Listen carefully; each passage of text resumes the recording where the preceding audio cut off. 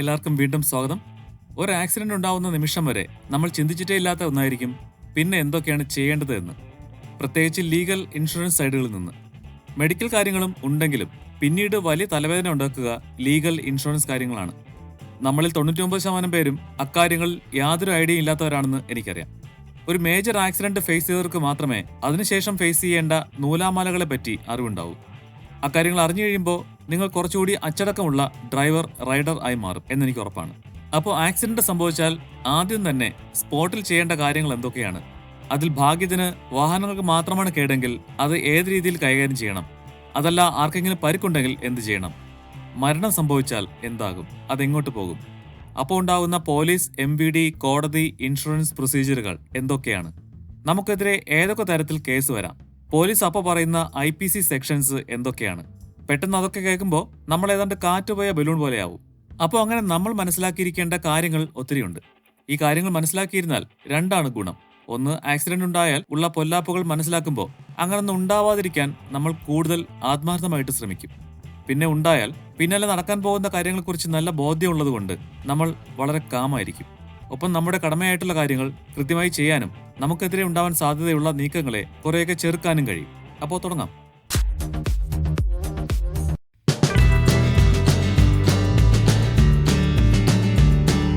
അപ്രതീക്ഷിതമായി ഉണ്ടാവുന്നതാണ് അപകടം.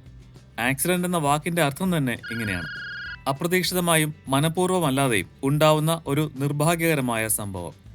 അതായത് ആക്സിഡന്റ് ആരുടെയും കുറ്റം എന്ന് പറയാൻ കഴിയില്ല. അതാരും മനഃപൂർവ്വം ഉണ്ടാക്കില്ല.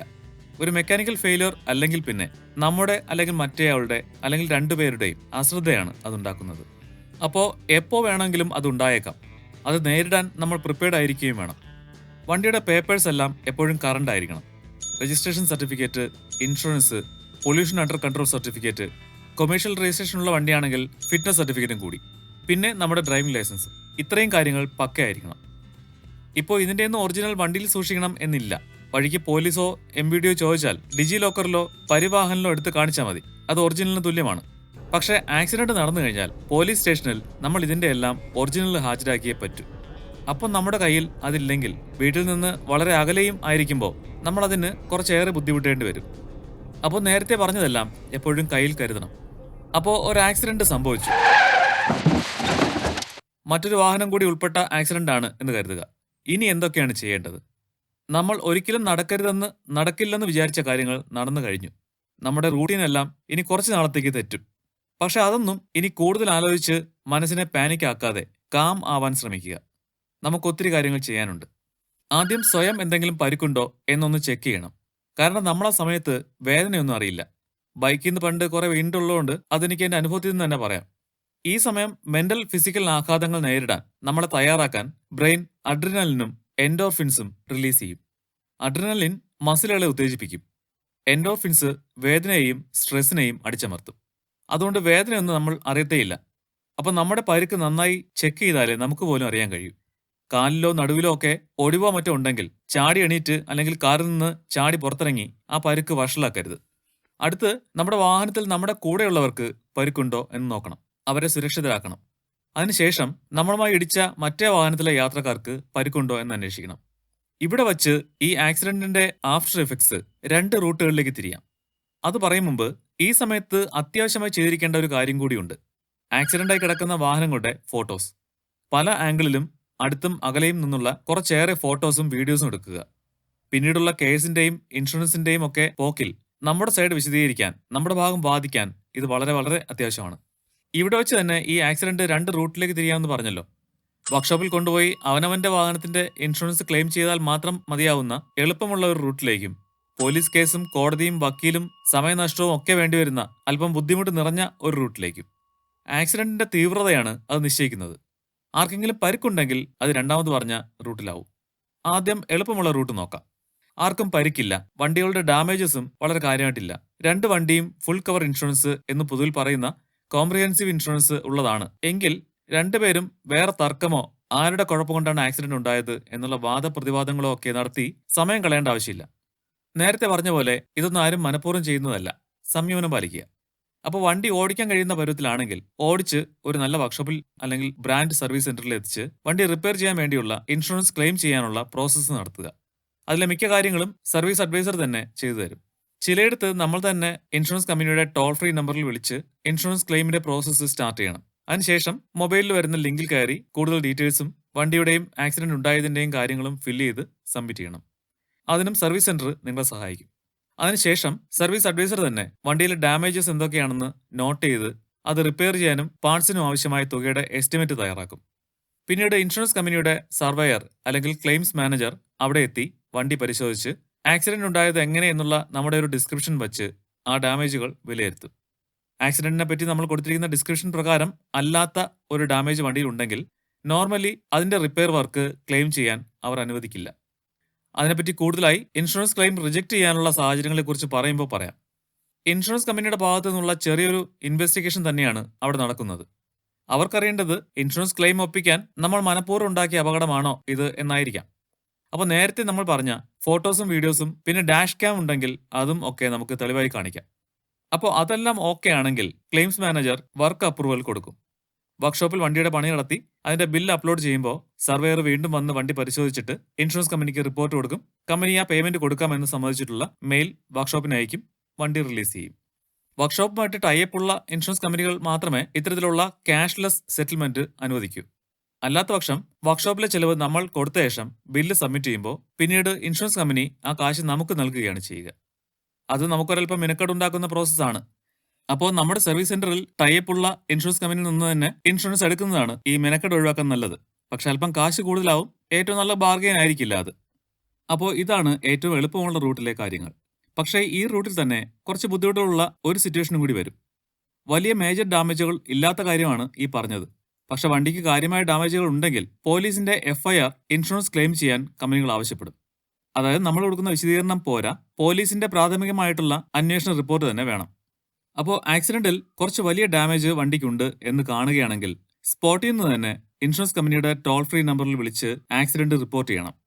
മിക്ക പ്രൈവറ്റ് കമ്പനികൾക്കും ആപ്പ് വഴി തന്നെ ക്ലെയിം രജിസ്റ്റർ ചെയ്യാം. വീഡിയോ കോളിൽ കൂടി സ്പോട്ടിൽ നിന്ന് തന്നെ സർവേയും പൂർത്തിയാക്കാം എന്നാണ് പറയുന്നത്. എന്തായാലും അങ്ങനെ ഇൻഷുറൻസ് കമ്പനിയുമായി ബന്ധപ്പെടുമ്പോൾ അവർ തന്നെ വണ്ടിയുടെ ഡാമേജ് അസസ് ചെയ്തിട്ട് FIR വേണമോ വേണ്ടയോ എന്ന് പറയും. അപ്പോൾ ആർക്കും പരിക്കില്ല എങ്കിലും വണ്ടിക്ക് അല്ലെങ്കിൽ വണ്ടികൾക്ക് വലിയ ഡാമേജ് ഉണ്ട് എങ്കിൽ പോലീസിനെ വിവരം അറിയിക്കണം. വണ്ടി ഓടിക്കാൻ കഴിയുമെങ്കിൽ സ്റ്റേഷനിലേക്ക് ഓടിച്ചു പോവുകയും ആവാം. അത് കഴിഞ്ഞുള്ള കാര്യങ്ങൾ അടുത്ത് നമ്മൾ അറിയാൻ പോകുന്ന രണ്ടാമത്തെ റൂട്ടിലെ കാര്യങ്ങളിലുണ്ട്. അതുകൊണ്ട് അത് പ്രത്യേകം പറയുന്നില്ല. അപ്പോൾ കുറേയേറെ ബുദ്ധിമുട്ടുകളുള്ള ആ രണ്ടാമത്തെ റൂട്ട് നോക്കാം. നമ്മുടെ വാഹനം കൊണ്ട് മറ്റൊരാളിന് പരിക്ക് പറ്റുകയോ മരണം സംഭവിക്കുകയോ അയാളുടെ സ്വത്തിന് കേടുപാടുകൾ സംഭവിക്കുകയോ ചെയ്യുമ്പോഴാണ് ഈ റൂട്ട് വേണ്ടി വരുന്നത്. നമ്മളാദ്യം ആർക്കെങ്കിലും പരിക്കുണ്ടോ എന്ന് നോക്കണം എന്ന് പറഞ്ഞു നിർത്തിയിരുന്നു. അപ്പോൾ പരിക്കുണ്ടെങ്കിൽ അവരെ ഉടനെ തന്നെ ആശുപത്രിയിൽ എത്തിക്കുക എന്നതാണ് നമ്മുടെ ഏറ്റവും പ്രധാന കടമ. നമുക്ക് പരിക്ക് കുറവാണെങ്കിൽ മാത്രമേ അത് നടക്കൂ എന്നത് വസ്തുത. അവിടെ നിന്ന് തന്നെ ആംബുലൻസിനെയും പോലീസിനെയും വിവരം അറിയിക്കുകയാണെങ്കിൽ നല്ലത്. അല്ലെങ്കിൽ കിട്ടുന്ന വണ്ടിയിൽ പരിക്കേറ്റവരെ ഹോസ്പിറ്റലിൽ എത്തിക്കാം. ചികിത്സയ്ക്കും മരുന്നിനൊന്നും നമ്മൾ കാശ് കൊടുക്കേണ്ട ആവശ്യമില്ല. ഹോസ്പിറ്റലിൽ എത്തിക്കുക എന്നത് മാത്രമാണ് നമ്മുടെ കടമ. അതിനപ്പുറത്തേക്ക് എന്തെങ്കിലും ചെയ്യണമെന്ന് നിയമത്തിലില്ല. ചെറിയ പരിക്കാണെങ്കിൽ വേണമെങ്കിൽ കേസിന്റെ നൂലാമാലകൾക്ക് പോകാതെ കോംപ്രമൈസിനും കുറച്ച് പൈസ നഷ്ടപരിഹാരം കൊടുത്തുള്ള സെറ്റിൽമെന്റിനും ഒക്കെ ശ്രമിക്കാം. പക്ഷെ പരിക്ക് ഗുരുതരമാണ്, എല്ലുകൾക്ക് ഒടിവുണ്ട് എങ്കിൽ സെറ്റിൽമെന്റ് ഒന്നും ചെയ്തിട്ട് കാര്യമില്ല. എന്തായാലും കേസ് ഉണ്ടാവും. നമ്മൾ ഇങ്ങോട്ട് മാറുമ്പോൾ ഏതെങ്കിലും അഡ്വക്കേറ്റ് വന്ന് അവരെ കൊണ്ട് കേസ് കൊടുപ്പിക്കും. അപ്പോൾ ആദ്യം കൊടുത്ത സെറ്റിൽമെന്റ് പൈസയൊക്കെ വെറുതെ ആവും. അപ്പോൾ ചെറിയ പരുക്കല്ല, സെറ്റിൽമെന്റ് പരിപാടി ഒന്നും ഇല്ല എങ്കിൽ ആളെ ഹോസ്പിറ്റലിൽ എത്തിച്ചാൽ ഉടനെ ഇത് വാഹനാപകടം കൊണ്ട് ഉണ്ടായതാണെന്ന് അവിടെ അറിയിക്കണം. എല്ലാ ഹോസ്പിറ്റലിലും അതിനൊരു രജിസ്റ്റർ സൂക്ഷിക്കും. അതിൽ ഇക്കാര്യങ്ങൾ രേഖപ്പെടുത്തും. എന്നിട്ട് അവർ തന്നെ അടുത്തുള്ള പോലീസ് സ്റ്റേഷനിൽ അറിയിക്കും. നിങ്ങൾ പരിക്കേറ്റ് ബെഡിലാണെങ്കിൽ ഇക്കാര്യങ്ങൾ ചെയ്യാൻ ആരോടെങ്കിലും ആവശ്യപ്പെടാം. അപ്പോൾ പോലീസ് ഹോസ്പിറ്റലിലെത്തി നിങ്ങളുടെയും പരിക്കേറ്റ എല്ലാവരുടെയും മൊഴിയെടുക്കും. അതിന് ഫസ്റ്റ് ഇൻഫർമേഷൻ സ്റ്റേറ്റ്മെന്റ് FIS എന്ന് പറയും. അത് വച്ച് police first information report FIR തയ്യാറാക്കും. എന്നിട്ട് ആക്സിഡന്റ് സ്പോട്ടിലെത്തി സീൻ മഹസറും വാഹനങ്ങളുടെ സീസർ മഹസറും തയ്യാറാക്കും.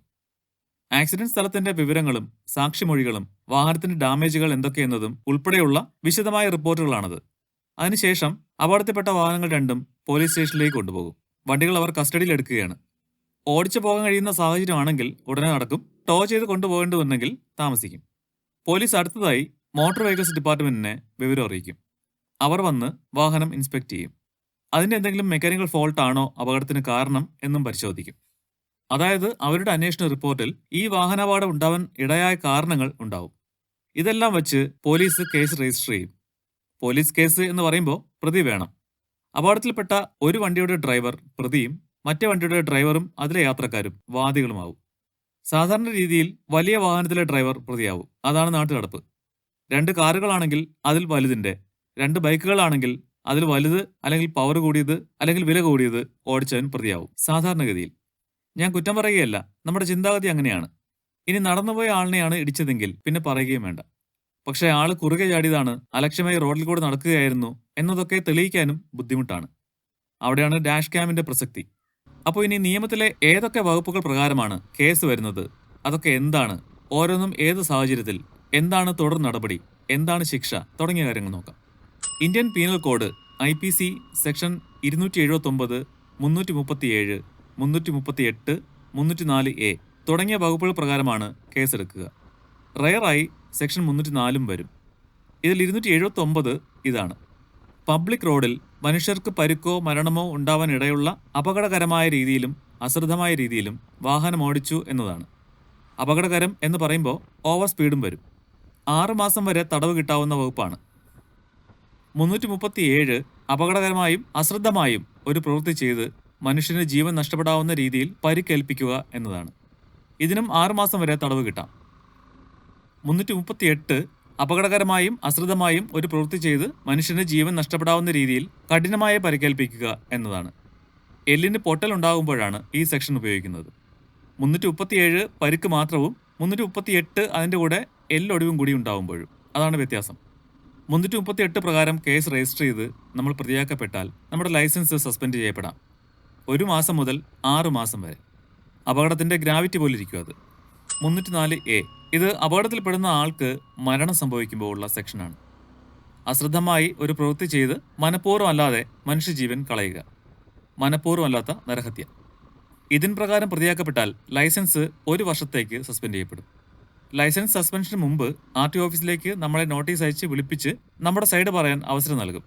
നമ്മൾ നിരപരാധിയാണെങ്കിൽ അത് തെളിയിക്കാനാണിത്. ആദ്യം ആക്സിഡന്റ് ഉണ്ടായ ഉടനെ കുറച്ച് ഫോട്ടോകളും വീഡിയോകളും എടുത്തു വയ്ക്കണം എന്ന് പറഞ്ഞല്ലോ. അത് ഈ സമയത്ത് നമ്മളെ സഹായിക്കും. പക്ഷെ അതിനും പരിമിതികളുണ്ട്. അത് ആക്സിഡന്റിന് ശേഷമുള്ള വണ്ടികളുടെ കിടപ്പ് മാത്രമേ ആവൂ. പക്ഷെ സംഭവം നടക്കുന്നതിന്റെ വീഡിയോ ഡാഷ് ക്യാമിൽ പകർത്തിയതുണ്ടെങ്കിൽ ഇവിടെ അതൊരു വലിയ തെളിവാകും. ബൈക്കിൽ ഒരു ഹാൻഡിൽ ബാർ ക്യാമും വേണ്ടിവരും. 304A തെളിയിക്കപ്പെട്ടാൽ 2 വർഷം വരെ തടവ് ലഭിക്കും. 304 തന്റെ ഒരു പ്രവൃത്തി ആർക്കെങ്കിലും മരണം ഉണ്ടാക്കാൻ സാധ്യതയുണ്ട് എന്ന് അറിഞ്ഞുകൊണ്ട് തന്നെ അത് അശ്രദ്ധമായി ചെയ്തു. എന്നാൽ മനഃപൂർവ്വം ആരെയും കൊല്ലണം എന്ന ഉദ്ദേശം ഇല്ലായിരുന്നു താനും. അങ്ങനത്തെ സിറ്റുവേഷനിലാണ് IPC 304 ചുമത്തുന്നത്. ഇത് കോടതിയിൽ തെളിയിക്കപ്പെട്ടാൽ ജീവപര്യന്തം വരെ ശിക്ഷ കിട്ടാം, അല്ലെങ്കിൽ 10 വർഷം വരെ തടവും പിഴയും. പക്ഷേ ഇത് വളരെ റെയറായിട്ട് മാത്രമേ ഉണ്ടാവാറുള്ളൂ. പണ്ട് സൽമാൻ ഖാനെതിരെ ചുമത്തിയത് 304 ആയിരുന്നു. 304A വരെയുള്ള കേസുകളിൽ വാഹനവും ഡ്രൈവറെയും സ്റ്റേഷൻ ജാമ്യത്തിൽ വിട്ടുകിട്ടും. എന്നാൽ 304 രണ്ടും കോടതിയിൽ ഹാജരാക്കും. അവിടെ നിന്നാണ് ജാമ്യം എടുക്കേണ്ടത്. 338, 304A വകുപ്പുകൾ ചുമത്തിക്കഴിഞ്ഞാൽ ലൈസൻസ് സസ്പെൻഡ് ചെയ്യും എന്ന് പറഞ്ഞല്ലോ. ആ സമയത്ത് നമ്മൾ വാഹനം ഓടിച്ചു എന്ന് പോലീസോ MVDയോ കണ്ടെത്തിയാൽ പിന്നെ ലൈഫിൽ ഒരിക്കലും ലൈസൻസ് കിട്ടാൻ സാധ്യത ഇല്ലാതായി പോകും. ഈ IPC കൂടാതെ മോട്ടോർ വെഹിക്കിൾ ആക്ട് പ്രകാരമുള്ള സെക്ഷൻസും കേസിൽ നമുക്കെതിരെ ചുമത്താം. Section 185, 181, 134A. 185 മദ്യപിച്ച് അല്ലെങ്കിൽ എന്തെങ്കിലും ഡ്രഗ്സിന്റെ പിടിയിൽ വാഹനം ഓടിച്ചാൽ. 181 ലൈസൻസ് ഇല്ലാതെ വാഹനം ഓടിച്ചാൽ. സെക്ഷൻ 180 പ്രകാരം ലൈസൻസ് ഇല്ലാത്ത ആളിന് വാഹനം ഓടിക്കാൻ കൊടുത്തതിന് വാഹന ഉടമയ്ക്കെതിരെയും കേസ് വരും. 134A നമ്മുടെ വാഹനം കൊണ്ട് പരിക്കേറ്റ ആളിനെ ഹോസ്പിറ്റലിൽ എത്തിക്കാതെ കടന്നു കളഞ്ഞാൽ. ഇനി പോലീസ് സ്റ്റേഷനിലെ പ്രോസസ്സെല്ലാം കഴിഞ്ഞ് നമ്മുടെ വാഹനം വിട്ടുകിട്ടിയാൽ ഇൻഷുറൻസ് കമ്പനിയുമായി ബന്ധപ്പെട്ട് ഫസ്റ്റ് റൂട്ടിൽ പറഞ്ഞ പോലെ റിപ്പയർ ചെയ്യാൻ കൊടുക്കാം. പക്ഷേ കോടതികളിലെ കേസ് നടക്കും. സാധാരണ കോടതിയിലും ഇൻഷുറൻസ് ക്ലെയിമിൻ്റെ case MACT motor accident claims ട്രിബ്യൂണലിലും. ഒടുവിൽ നമ്മുടെ ഇൻഷുറൻസിലെ തേർഡ് പാർട്ടി കവറേജ് പ്രകാരം മറ്റേ വാഹനത്തിലെ യാത്രക്കാർക്ക് നഷ്ടപരിഹാരം നമ്മുടെ ഇൻഷുറൻസ് കമ്പനി കൊടുക്കും. നമുക്ക് എന്തെങ്കിലും പരിക്കുണ്ടെങ്കിൽ അതിൻ്റെ നഷ്ടപരിഹാരം മറ്റേ വാഹനത്തിൻ്റെ തേർഡ് പാർട്ടി ഇൻഷുറൻസിൽ നിന്ന് നമുക്കും തരും. ആളുകൾക്ക് പരിക്കുണ്ടെങ്കിലാണ് ഇത്തരത്തിൽ രണ്ടാമത്തെ റൂട്ടിലൂടെ ഈ കേസ് പോകുന്നത്. എന്നാൽ ആർക്കും പരിക്കില്ലെങ്കിലും ഇത്തരത്തിൽ കേസ് രജിസ്റ്റർ ചെയ്യുന്ന ഒരു സാഹചര്യമുണ്ട്. നമ്മൾ ഇടിച്ച വണ്ടിക്ക് തേർഡ് പാർട്ടി ഇൻഷുറൻസ് മാത്രമേ ഉള്ളൂ എങ്കിൽ അവർക്ക് ആ വാഹനം ശരിയാക്കാനുള്ള കാശ് അവരുടെ ഇൻഷുറൻസ് കമ്പനിയിൽ നിന്ന് കിട്ടില്ല. അതറിയാലോ. അപ്പോൾ അതിനുള്ള കാശ് നമ്മുടെ ഇൻഷുറൻസിലെ തേർഡ് പാർട്ടി കവറേജിൽ നിന്ന് കിട്ടാൻ വേണ്ടി കേസ് വേണം. തിരിച്ചും ആവാം, നമ്മുടെ വണ്ടിക്ക് തേർഡ് പാർട്ടി ഇൻഷുറൻസ് മാത്രമേ ഉള്ളൂ. അപ്പോൾ ഇത്തരത്തിലൊരു ആക്സിഡന്റിൽ നമ്മുടെ വണ്ടി പണിതെടുക്കാനുള്ള കാശിന് വേണ്ടി നമുക്ക് കേസിന് പോകാം. ഇൻഷുറൻസ് ക്ലെയിം ഒരു ഷുവർ സംഗതിയാണെങ്കിലും ചില അവസരങ്ങളിൽ ഇൻഷുറൻസ് കമ്പനി ക്ലെയിം റിജക്റ്റ് ചെയ്യാം. അതും കൂടി അറിഞ്ഞിരിക്കണം, ഇല്ലെങ്കിൽ 8ന്റെ പണി കിട്ടും. എല്ലാവർക്കും അറിയാവുന്ന പ്രധാന കാര്യം ആദ്യം പറയാം. ഡ്രൈവിംഗ് ലൈസൻസ് ഇല്ലാത്ത ഒരാൾ വണ്ടി ഓടിച്ച് അപകടത്തിൽപ്പെട്ടാൽ ഇൻഷുറൻസ് ലഭിക്കില്ല. 2, മദ്യപിച്ച് വാഹനം ഓടിച്ചാൽ. പിന്നെ വാഹനത്തിൽ കയറ്റാവുന്നതിലും അധികം ആളുകളെയോ വെയിറ്റോ കയറ്റി എന്ന് കണ്ടെത്തിയാൽ. ഡീലർഷിപ്പിൽ നിന്ന് അല്ലാതെ ചെയ്യുന്ന മോഡിഫിക്കേഷൻസ് മൂലം അപകടം ഉണ്ടായാൽ. ഉദാഹരണത്തിന് ഈയിടെ സ്ഥിരമായി കേൾക്കുന്ന ഷോർട്ട് സർക്യൂട്ട് തീപിടുത്തങ്ങൾ. എവിടെയെങ്കിലുമൊക്കെ കൊടുത്ത് കുറഞ്ഞ ചെലവിൽ ക്വാളിറ്റി ഇല്ലാത്ത വർക്ക്മാൻഷിപ്പിൽ പലതും ഫിറ്റ് ചെയ്ത് ഒടുവിൽ വാഹനം തീപിടിച്ച് നശിക്കാൻ കാരണം അത് കാരണം ഉണ്ടായ ഷോർട്ട് സർക്യൂട്ടാണ് എന്ന് അന്വേഷണത്തിൽ തെളിഞ്ഞാൽ ഇൻഷുറൻസ് കിട്ടില്ല. റേസ് പോലെയുള്ള ആ വാഹനത്തിന് ചെയ്യാൻ അനുവാദമില്ലാത്ത എന്തെങ്കിലും കാര്യങ്ങൾ ചെയ്യുന്നതിന് ഇടയിലാണ് അപകടം നടന്നത് എന്ന് തെളിഞ്ഞാൽ. ആക്സിഡന്റ് ഉണ്ടായ കാര്യം ഇൻഷുറൻസ് കമ്പനിയെ അറിയിക്കാൻ വൈകിയാൽ. പ്രൈവറ്റ് വണ്ടികൾക്ക് ചെറിയ ഡാമേജുകൾക്ക് അല്പസ്വല്പം ഇളവുണ്ട്. പക്ഷേ വലിയ ചെലവ് കൂടിയ ഡാമേജുകൾക്ക് കഴിവതും സ്പോട്ടിൽ നിന്ന് തന്നെ ഇൻഷുറൻസ് കമ്പനിയെ അറിയിക്കണം. ആക്സിഡന്റ് എങ്ങനെയാണ് സംഭവിച്ചത് എന്ന സ്റ്റേറ്റ്മെന്റ് ക്ലെയിം സമയത്ത് നമ്മൾ കൊടുക്കുന്നത് തെറ്റാണ് എന്ന് സർവേയർ കണ്ടെത്തിയാൽ ഇൻഷുറൻസ് ഭാഗികമായിട്ടെങ്കിലും തള്ളിപ്പോകാം. ഉദാഹരണത്തിന്, ഒരു ബൈക്ക് സ്കിഡായി വലത്തേക്ക് വീണു എന്നാണ് നമ്മുടെ ഡിസ്ക്രിപ്ഷനിലെങ്കിൽ ബൈക്കിന്റെ വലതുവശത്തുള്ള ഈ വീഴ്ചയുമായി ബന്ധമുണ്ടെന്ന് സർവേയർക്ക് മനസ്സിലാവുന്ന കാര്യങ്ങൾക്ക് മാത്രമേ ക്ലെയിം കിട്ടൂ. ബൈക്കിന്റെ ഇടതുഭാഗത്തുള്ള ഒരു ഡാമേജിന് കിട്ടില്ല. ചിലപ്പോൾ ആക്ച്വലായിട്ട് ഇടതുഭാഗം എവിടെയെങ്കിലും മുട്ടിയിട്ടായിരിക്കാം വണ്ടി വലത്തേക്ക് മറിഞ്ഞത്. പക്ഷേ അത് നമ്മൾ എന്തെങ്കിലും കാരണം കൊണ്ട് മറച്ചു വെച്ച് സ്കിഡ് ചെയ്ത് വീണു എന്ന് പറഞ്ഞാൽ ഇതുപോലെ മറുഭാഗത്തെ ഡാമേജസിന് ക്ലെയിം കിട്ടണമെന്നില്ല. അപ്പോൾ ആക്സിഡന്റിനെ പറ്റിയുള്ള നമ്മുടെ വിവരണം കൃത്യമായിരിക്കണം. പിന്നെ ആരും അധികം ശ്രദ്ധിക്കാത്തൊരു കാര്യം കൂടി, ഒരു സെക്കൻഡ് ഹാൻഡ് വണ്ടി വാങ്ങി ആർസിയിൽ പേര് മാറി 14 ദിവസത്തിനുള്ളിൽ ഇൻഷുറൻസിൽ പേര് മാറിയില്ലെങ്കിൽ വണ്ടിക്കുണ്ടാവുന്ന ഡാമേജിനുള്ള ഇൻഷുറൻസ് ക്ലെയിം കിട്ടില്ല. തേർഡ് പാർട്ടി ക്ലെയിമിനെ ബാധിക്കില്ല, പക്ഷേ ഓൺ ഡാമേജിന് കിട്ടില്ല എന്നോർക്കുക. അപ്പോൾ ഇതൊക്കെയാണ് പ്രധാനമായിട്ടും അറിഞ്ഞിരിക്കേണ്ടത്. എല്ലാവർക്കും ഒരു ശുഭയാത്ര നേരുന്നു. അടുത്ത വീഡിയോയിൽ കാണുന്നവരെ വിട. Thanks for watching.